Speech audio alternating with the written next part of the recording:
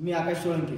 तुम्हाला आज असं एक म्हणजे नवीन दाखवायचं आहे, जे की या जे आजोबा आहेत, या आजोबांना आणून आपल्याला जवळपास 6 एक झाला, पण यांची आपण हातात विचारू शकू नाही, कारण हे तेलुगू बोलतात आणि आपल्याला तर तेलुगूचं मत तुम्हाला माहिती आहे, आपण महाराष्ट्रीयन आहेत. मग आता माझा मावस बहुत लागावं म्हणजे जवळून लांबून काय असणार, पण नातं आहे आमचं.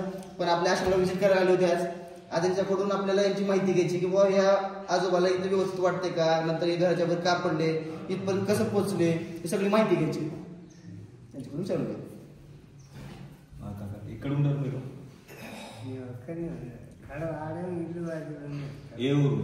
కడప కడప జిల్లా రాయచూరు తాలూకా. రాయచూరు తాలూకా. తాలూకాలో ఊరు రాయచూరు తాలూకా. ఊరు ఉంటుంది కదా, ఏ ఊరు? రాయచూరే ఊరా? రాయచూరులో ఎక్కడ ఉంటారు? రాయచూరు అంటే కర్ణాటక, మా కడప. అవును, కర్ణాటకలో ఒక రాయచూరు ఉంది. రాయచూరులోనే టౌన్లోనే ఇల్లు ఉంది వాటిలో ఉంది. బంగళీ వాళ్ళ గాజులా పని చేసేవాళ్ళు. గాజులు పని చేస్తారా? గాజులు అమ్ముతాం, గాజులు దొరుకుతాం. అట్లా పల్లె చూస్తామా, మా వాళ్ళు వ్యాపారం వస్తే వాళ్ళు దెబ్బ పోయినారు, నన్ను చూడే అట్లా అయితే మీ దగ్గర నుంచి మొత్తం లాగేసుకొని సామాన్లు కాలు సంచులు డబ్బు దెబ్బ పోయినారా. ఈ అడుక్కునే వాళ్ళకి బెంగళూరులో డబ్బులు ఇచ్చాను, రైళ్లలో టైర్లు పిలుచుకోమన్నారా. నువ్వు కూడా నన్ను వాళ్ళే అడుక్కునే వాళ్ళు పిలుచుకున్నారా. ఇక్కడ నుంచి హైదరాబాద్ నుంచి అక్కడ పోయినా బెంగళూరు. నువ్వు హైదరాబాద్ నుంచి బెంగళూరు పోయినా.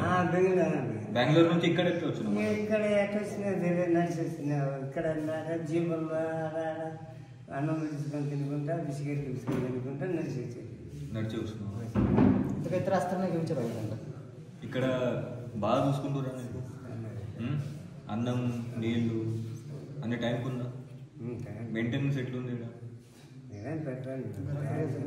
ఏమన్నా తక్లీఫ్ ఏమైనా ఇస్తురా నీకు? ఏం లేదా? బాగా చూస్తుందా?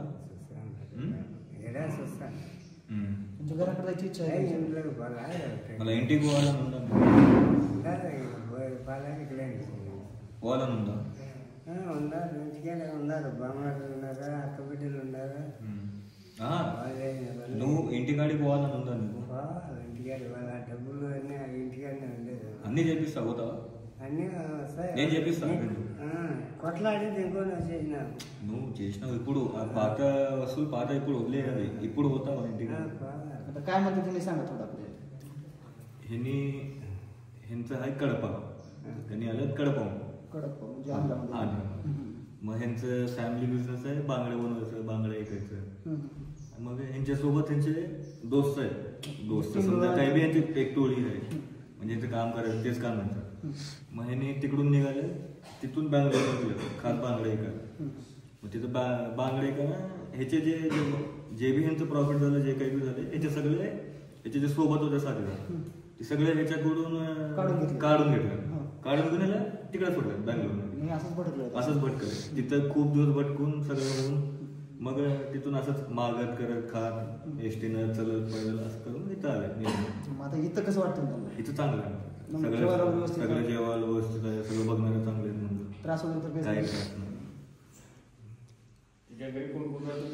तिच्या घरी ह्याचे बहीण राहते, त्याचे बहिणीचे लेकरं सांभाळतात. मग जाऊ वाटलं नाही म्हणलो आता तुम्ही घेऊन जाण्याला सोडून बी काही बी करू, पण ह्या घर आहे ना ओळखायची ती क्षमता नाही.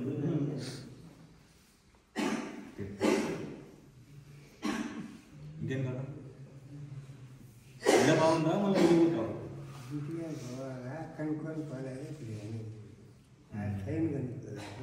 आज आपल्या भावामुळे आपल्याला आजोबाची माहिती कळली की आजोबा कुठून आहेत, कुठले आहेत, कसे आहेत. आता म्हणजे त्यांनी इथं राहिल्यानंतर त्यांना काही त्रास नाही, हे सगळं काय आपल्याला यांच्यामुळे कळलं.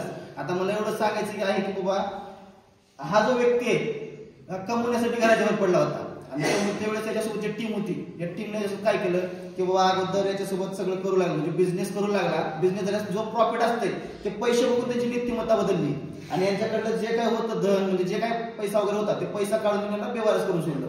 मग आता कसे ते वयस्कर आहेत, यांच्या डोक्यामध्ये फरक पडला. परत ते घराकडे पण गेले, असंच फटकत फिरलीत. मग असं फिरत त्या तालुक्यामध्ये आले तिने. माझी यांची अशीच भेट झाली, त्यांना इथं आणलं, आता व्यवस्थित सांभाळतोय, प्रयत्न करतो घरापर्यंत पोहोचवायचा. झाले घरापर्यंत गेले ठीक, नाही गेले तर शेवटपर्यंत आपण यांना सांभाळू, यांचं काय ते करूत आपण. धन्यवाद.